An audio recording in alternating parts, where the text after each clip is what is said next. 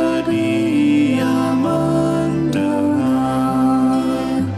Sejak kulihat wajahnya, ku yakin pada firman-Nya dan menyerahkan bimbangku di dalam saat yang teduh.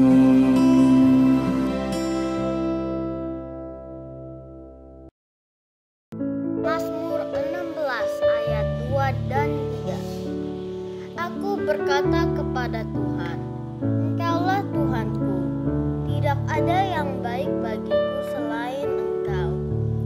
Orang-orang kudus yang ada di tanah ini, merekalah orang mulia yang selalu menjadi kesukaanku. Saudara-saudara, selamat pagi. Kita bersyukur ya sampai saat ini kita semua sehat-sehat dalam pemeliharaan Tuhan. Dan saat inilah kita akan bersama-sama mendengarkan kembali firman Tuhan dan kiranya kita diberkati di dalamnya. Saudara, mari kita berdoa. Pagi ini kami datang kepadamu dalam persekutuan doa yang kami yakin kami selalu boleh mengalami pengajaran Tuhan.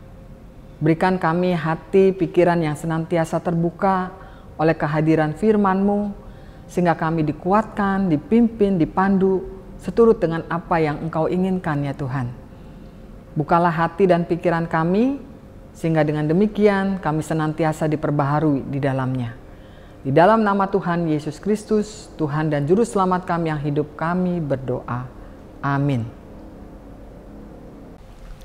Bapak Ibu sekalian, firman Tuhan pada pagi hari ini terdapat di dalam Galatia pasal 4 ayat 8 sampai ke 20. Demikianlah firman Tuhan. Dahulu ketika kamu tidak mengenal Allah, kamu memperhambakan diri kepada Allah-Allah yang pada hakikatnya bukan Allah.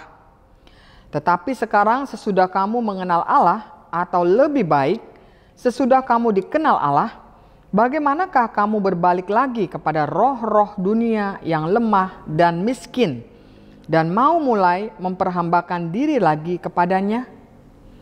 Kamu dengan teliti memelihara hari-hari tertentu, bulan-bulan, masa-masa yang tetap, dan tahun-tahun. Aku khawatir kalau susah payahku untuk kamu telah sia-sia.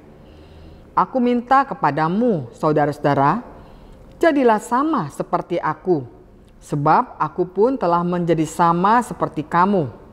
Belum pernah kualami sesuatu yang tidak baik daripadamu. Kamu tahu bahwa aku pertama kali telah memberitakan Injil kepadamu oleh karena aku sakit pada tubuhku. Sungguh pun demikian keadaan tubuhku itu yang merupakan pencobaan bagi kamu, namun kamu tidak menganggapnya sebagai sesuatu yang hina dan yang menjijikan.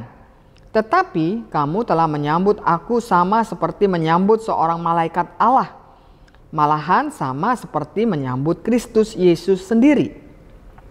Betapa bahagianya kamu pada waktu itu. Dan sekarang, di manakah bahagiamu itu? Karena aku dapat bersaksi tentang kamu, bahwa jika mungkin, kamu telah mencungkil matamu dan memberikannya kepadaku. Apakah dengan mengatakan kebenaran kepadamu aku telah menjadi musuhmu? Mereka dengan giat berusaha untuk menarik kamu, tetapi tidak dengan tulus hati, karena mereka mau mengucilkan kamu supaya kamu dengan giat mengikuti mereka. Memang baik kalau orang dengan giat berusaha menarik orang lain dalam perkara-perkara yang baik, asal pada setiap waktu dan bukan hanya bila aku ada di antaramu. Hai anak-anakku, karena kamu menderita sakit bersalin lagi, sampai sekarang rupa Kristus menjadi nyata di dalam kamu. Betapa rinduku untuk berada di antara kamu pada saat ini dan dapat berbicara dengan suara yang lain, karena aku telah habis akal menghadapi kamu.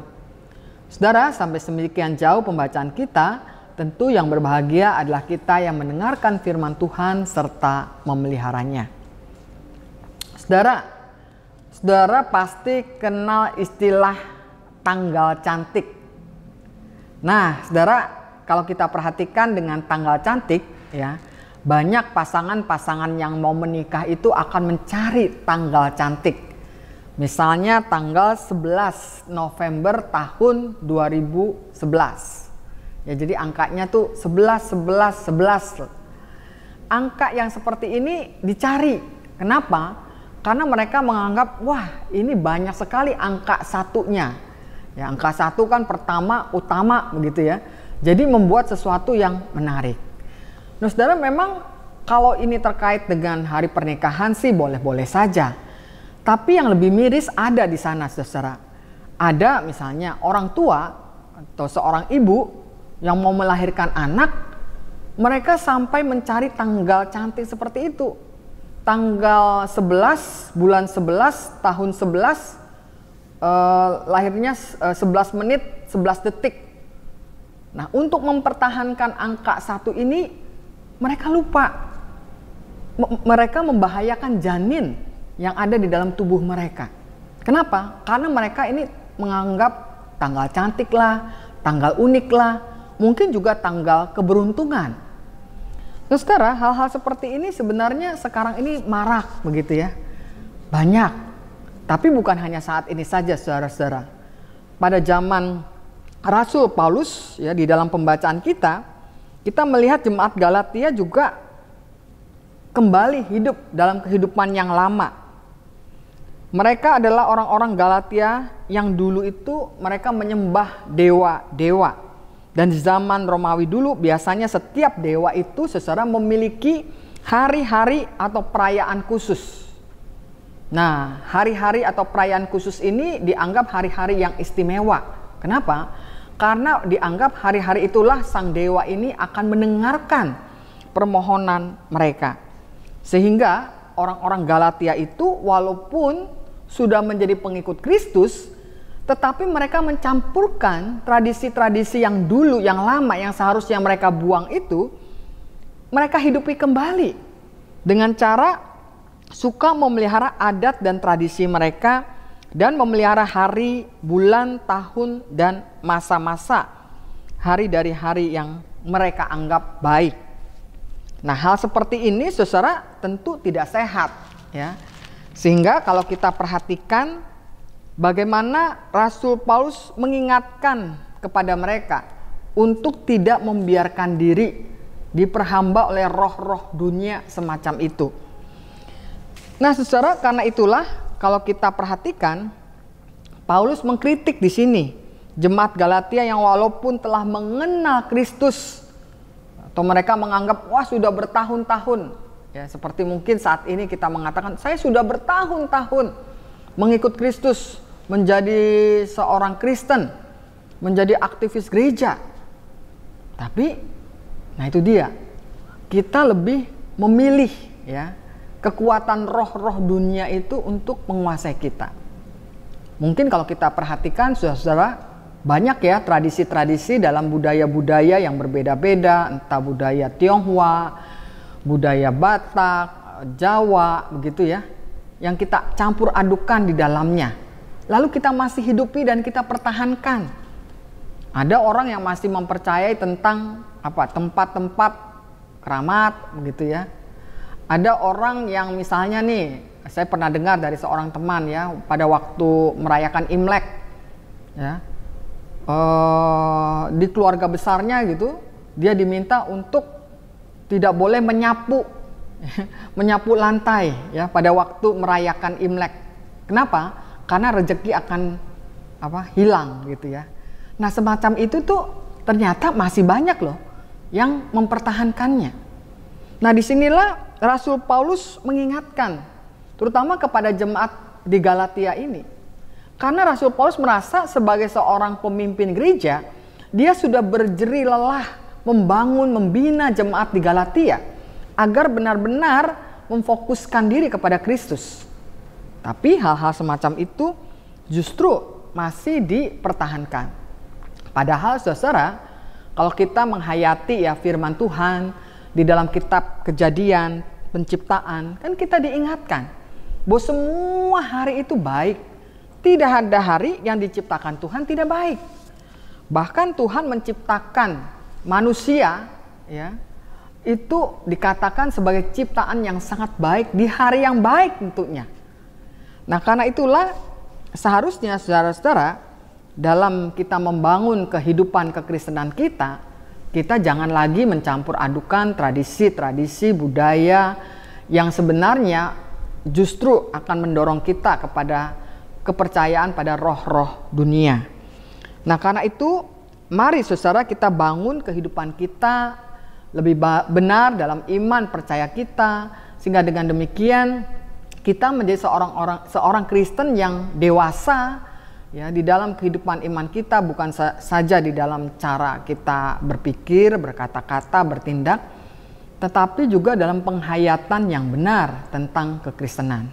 Dan saya percaya bahwa GKI Surya Utama, jemaatnya selalu ingin mendewasakan diri dengan benar, sehingga semua itu untuk kemuliaan nama Tuhan dan juga dalam kesatuan kita sebagai tubuh Kristus.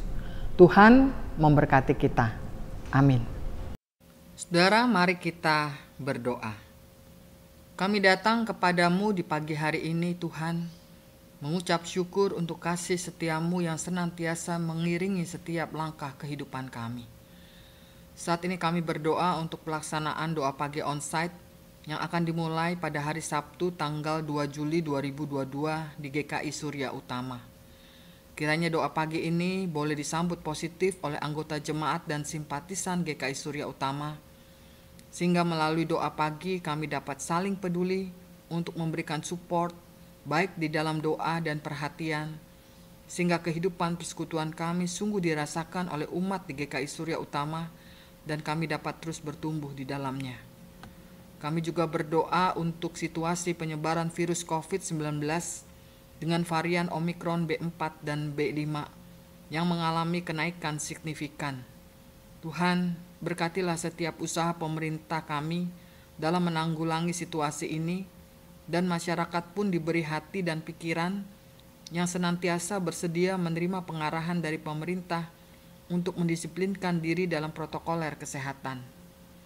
Kami juga berdoa agar upaya majelis jemaat dalam mendorong anggota jemaat dan simpatisan GKI Surya Utama kembali beribadah di gereja dapat disambut positif. Kami merindukan untuk boleh membangun satu persekutuan yang erat dan semangat melayani dengan talenta-talenta yang dimiliki oleh anggota jemaat, sehingga hambatan dan kendala pelayanan terkait sumber daya manusia yang terlibat dalam pelayanan dapat diatasi. Kami juga berdoa bagi keharmonisan hubungan dalam keluarga antara suami, istri, orang tua dengan anak, agar mampu membangun relasi dan komunikasi yang erat dan terbuka, sehingga masalah-masalah rumah tangga dapat diatasi di dalam kasih yang saling memahami dan mengampuni. Kami juga berdoa bagi anggota jemaat dan simpatisan yang mengalami sakit dan juga berduka, kiranya Tuhan juga boleh menghiburkan mereka, memberikan mereka kekuatan dan kesembuhan. Kami bersyukur Tuhan untuk anak-anak kami yang dapat menyelesaikan studi mereka dengan kelulusan dan kenaikan kelas, dan bagi yang masih harus tinggal kelas, biarlah mereka tidak berkecil hati, tetapi mau memakai kegagalan ini untuk memacu diri mereka semakin lebih baik di masa mendatang. Kami juga berdoa agar anak-anak kami yang harus mencari sekolah atau perguruan tinggi dengan pilihan jurusan studi, Tuhan berikan mereka hikmat, sehingga mereka dapat memilih jurusan studi yang benar dan tepat untuk masa depan mereka. Tolong juga bagi setiap orang tua yang harus membiayai kehidupan studi anak-anak mereka, Tuhan berkatilah agar anak-anak pun mau menghargai perjuangan orang tua dalam membiayai studi anak-anaknya, dan anak-anak pun bertanggung jawab dalam studi yang rajin, yang benar, seturut dengan kehendak Tuhan. Tuhan, inilah seluruh doa-doa syafaat kami yang hanya kami alaskan di dalam nama Tuhan Yesus Kristus sebagai Tuhan dan Juru Selamat kami yang hidup. Amin.